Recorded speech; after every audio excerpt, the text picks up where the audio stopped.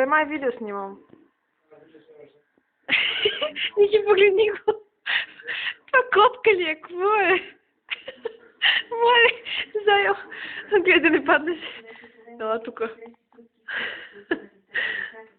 Но мама Жойко.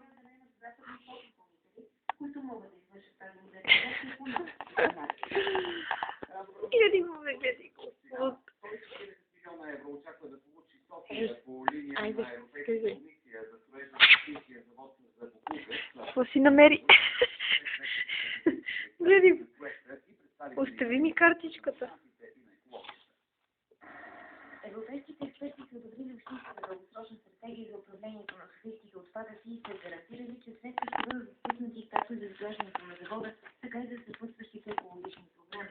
Междувременно сметоизвозването и почистването на столицата вече ще се върши по нови нерешени критерии.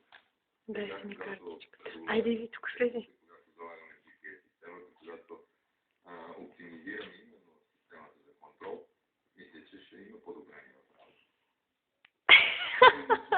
Серия по-големи точки на света върнаха спомена за силата на тероризма. Алжир и Мароко станаха мишена на атентатори, докато в Ирак се случи немислимото. Беше рискувано да се съхранява на световна страната, където се намират представителствата на Съединените щати и Великобритания и цялата иракска администрация. Експлозия разтърси кафе в непосредствена близост до сградата за иракския парламент. Най-малко 8 депутати загинаха, десетки са ранени. Колеки ме носи информира. Според органите на ръда най-вероятно става въпрос за атаки на атентатор камикадзе, който е бил отлично съсъден за работата на парламента и за мерките за сигурност. Председателят на парламента дори разключи охранителните детектори за метална комплекса да са работили. Само в началото на обедната почивка, когато повечето народни представители се намират да бъдат.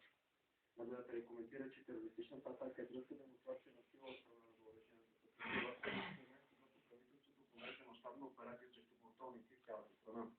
След коментарите на световните агенции се отбелязва, че причината на реакцията в страната е на листа едно напълно сигурно място. Малко преди нападението срещу парламента камион бомба беше взривен на ключов стоманен мост в река Тигър. 8 дни бяха убити, десетки ранени, а мостът был разрушен. Тероризъм удари и Ирак. Няколко атентата, които бомби бяха извършени в Алжир. Загинаха над 30 души, както и 20 ранени. Следователите били се снимат, нататък и са мнозинците, че този беше последният президент.